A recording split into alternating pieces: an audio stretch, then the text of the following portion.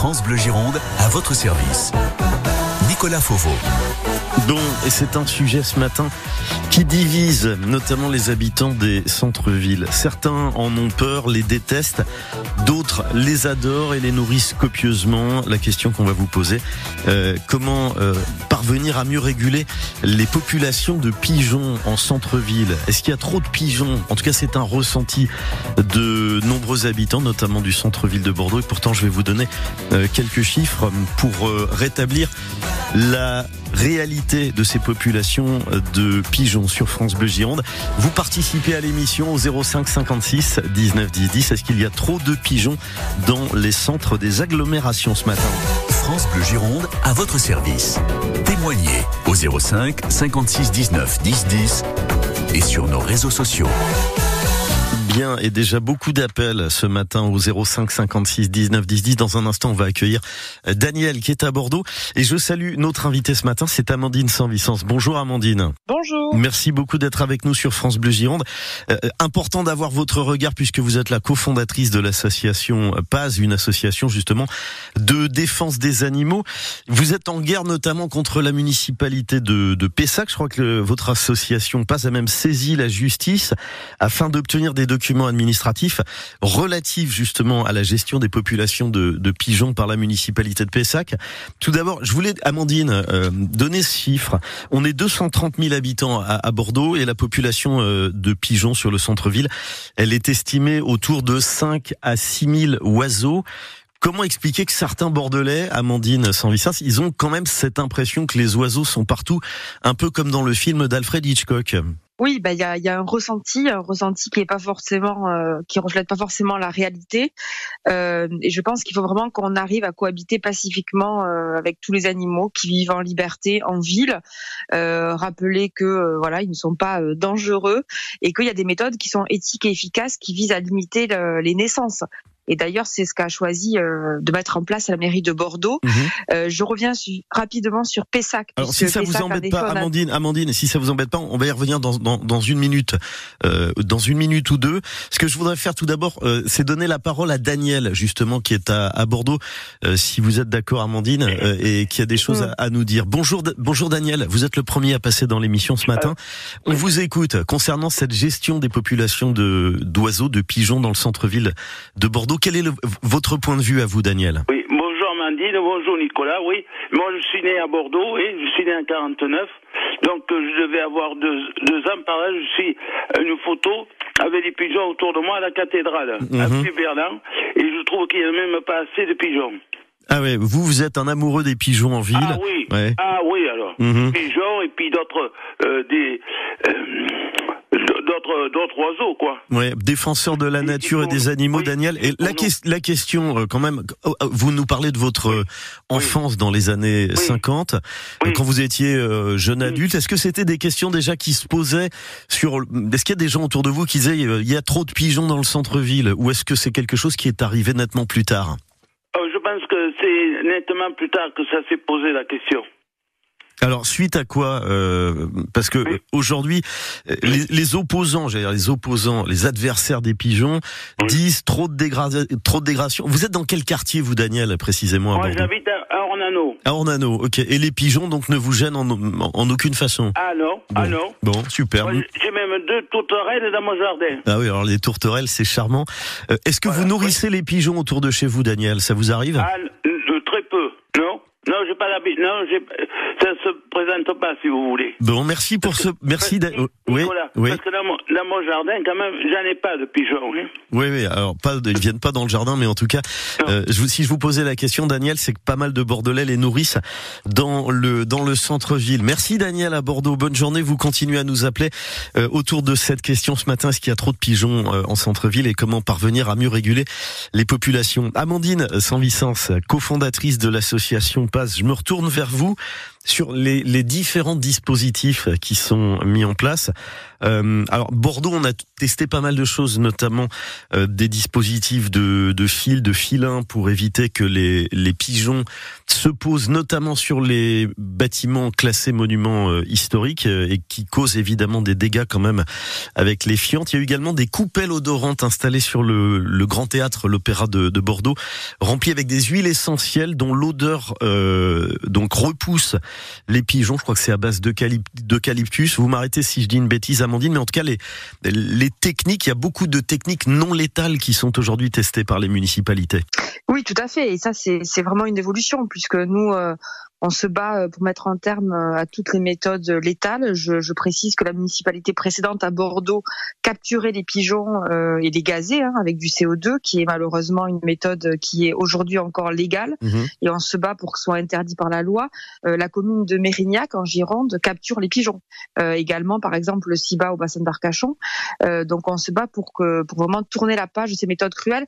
Je rappelle que le ministère de l'écologie a considéré que les méthodes létales sont des méthodes inefficaces à long terme, et donc on encourage vraiment les mairies à se tourner vers des méthodes éthiques et efficaces. Vous en avez cité, mais il y a également les pigeonniers contraceptifs, qui sont ces cabanes en bois construites où les pigeons vont vivre et où on secoue les œufs en fait, et ce qui permet de limiter la reproduction et les naissances de pigeons. Vous, ce que vous dénoncez, Amandine Sanvicens, au nom de l'association PAS, finalement, c'est le fait de tuer ces animaux capturés. Tout à fait, exactement, de les tuer, de les capturer aussi, parce que les captures en tant que telles, c'est beaucoup de stress. Il y a des oiseaux qui meurent d'épuisement dans les cages, on a pu le documenter. Les cages sont placées à l'abri des regards sur les toits d'immeubles, et donc les captures en tant que telles, c'est vraiment stressant pour les pigeons. Il y a aussi des tirs qui sont pratiqués dans des communes plus rurales, et donc toutes ces méthodes sont vraiment violentes envers les pigeons, et aujourd'hui on a le choix d'utiliser d'autres méthodes. Et donc, on salue la mairie de Bordeaux qui s'est tournée vers des méthodes plus éthiques. Bon, vous ne bougez pas, Amandine Sanvicens. Question qu'on vous pose ce matin. Comment parvenir, alors dans le respect des animaux et puis le respect également des bâtiments, du patrimoine, comment parvenir à mieux réguler les populations de pigeons? Est-ce qu'autour de vous, vous trouvez qu'il y a trop de pigeons dans le centre-ville, des agglomérations? On parle de Bordeaux, mais ça pourrait être Mérignac, Pessac, Blanquefort ou Libourne. Vous nous appelez au 05 56 19 10 10. France Bleu Gironde. À votre service, 9h-10h. Alors il y a les pros, il y a les anti. Première question qu'on vous pose, est-ce que vous avez le sentiment qu'il y a trop de pigeons en centre-ville? Et puis cette question, elle en amène une autre, forcément, comment parvenir à mieux réguler les populations de pigeons, notamment on parlait du centre-ville de Bordeaux, et notre invitée Amandine Sanvicens, la cofondatrice de l'association PAS. Je le disais en début, juste avant de prendre Marie-Josée à Bordeaux et Daniel à Pessac, on a beaucoup d'appels ce matin, Amandine. Vous êtes en plein combat, en pleine guerre, en tout cas, les rapports sont compliqués, j'ai l'impression, entre votre association PAS et la mairie de Pessac, Amandine Sanvicens. Où est-ce qu'on en est dans le dossier?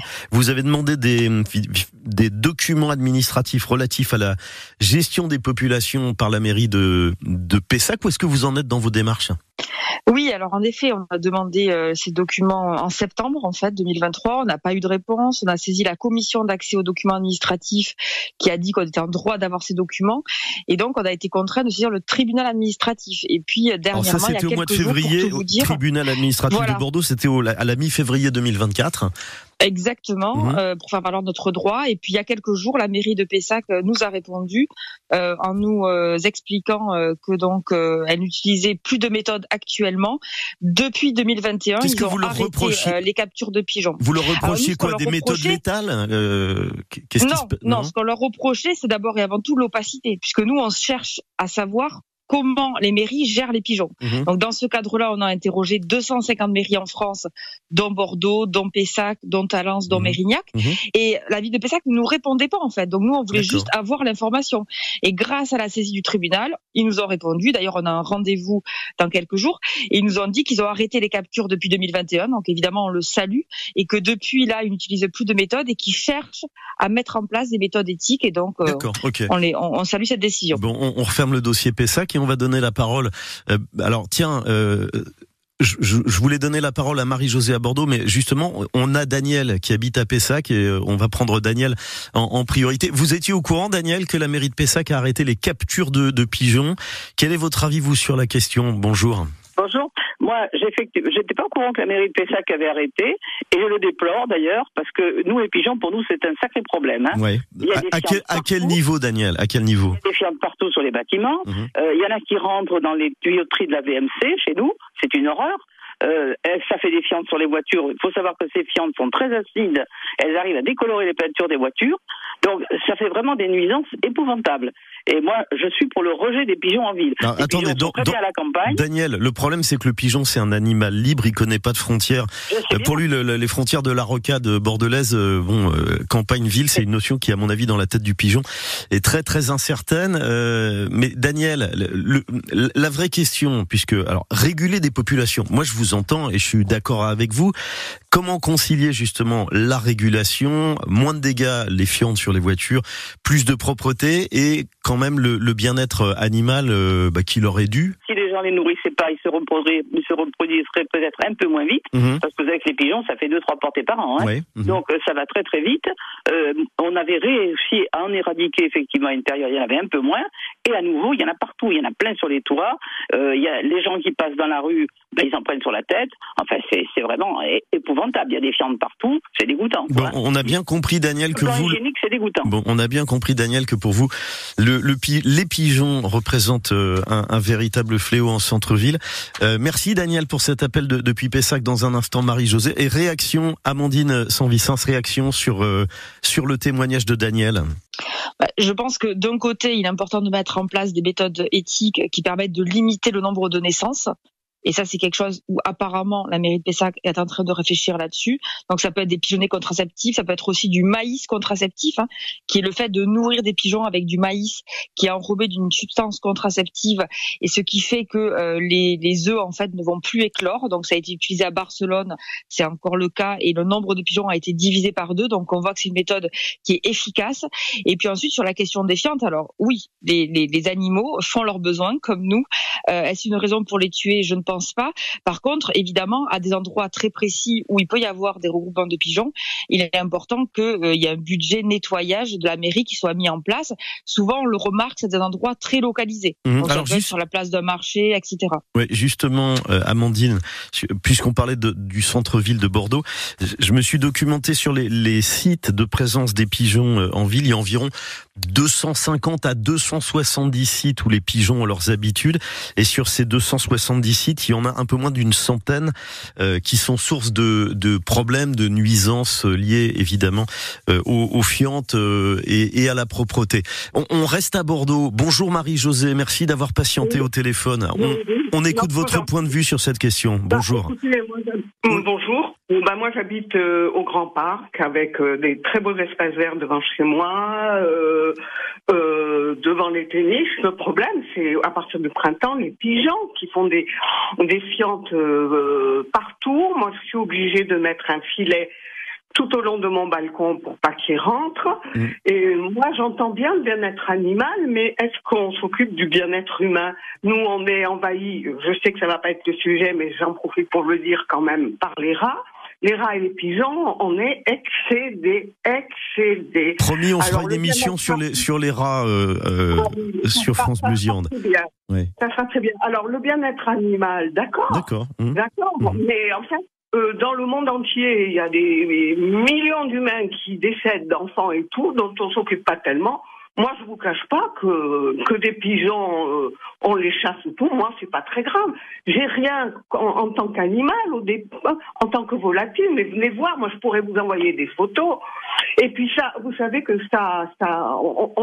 on risque des maladies aussi avec les pigeons, de l'asthme pour les enfants et tout. Non, c'est infernal. D'accord. Infernal. Bon, avis très tranché. Merci Marie-Josée pour cet appel depuis Bordeaux sur France Bleu Gironde. Le sujet divise, on l'entend. Amandine Sanvicens, je reviens vers vous. Je rappelle que vous êtes la cofondatrice de cette association de défense, alors non pas uniquement des pigeons, mais de défense des animaux, l'association Paz. Vous avez interrogé 200 250 mairies à travers la France. Pour vous, c'est quoi les bons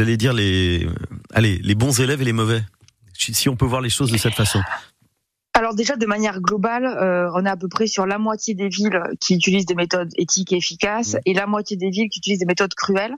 Je tiens quand même à souligner que la question qu'on se pose, c'est quelle méthode utiliser pour répondre à l'auditrice qui vient de parler, et que les méthodes cruelles ne sont pas efficaces. Les méthodes létales, c'est pas nous qui disons, c'est le ministère de l'écologie. Attendez, pardon, excusez-moi Amandine, mais en vous écoutant, il y a une question qui me vient à l'esprit, il y a aussi des problématiques de coût. Est-ce que les pigeonniers contraceptifs, les coupelles odorantes dont on parlait tout à l'heure, ou le maïs, un contraceptif qui est donné aux oiseaux, ça a un coût? Est-ce que ça coûte plus cher qu'une élimination pure et dure au filet et au gaz? Alors honnêtement, c'est très compliqué de faire un comparatif. Nous, on l'a pas fait. Pourquoi? Parce qu'il y a d'un côté des méthodes qui sont des investissements, ou c'est-à-dire que c'est structurel. Avec le maïs contraceptif, chaque année, le nombre de pigeons baisse.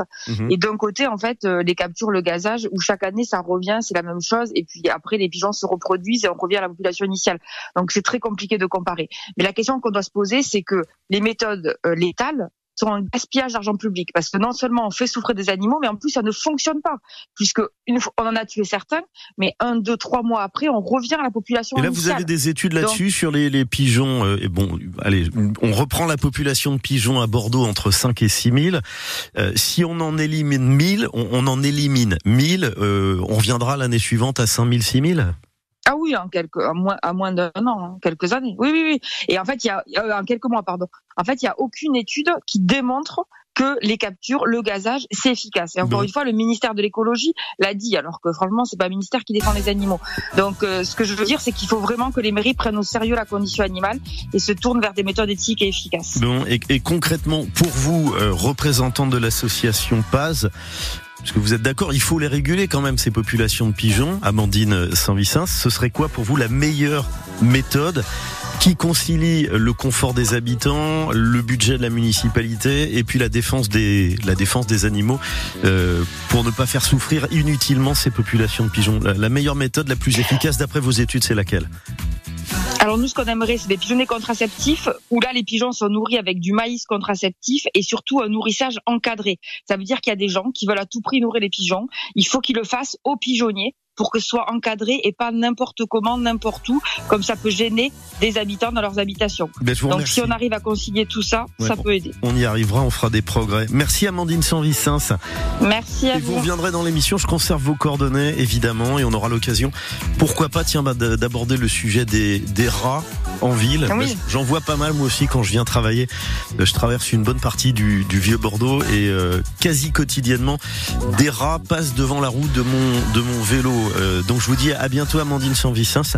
Et puis, à bientôt. Merci beaucoup Association PAZ, et puis merci pour vos appels ce matin. À votre service, à la radio sur France Bleu Gironde. Du lundi au vendredi, de 9h à 10h.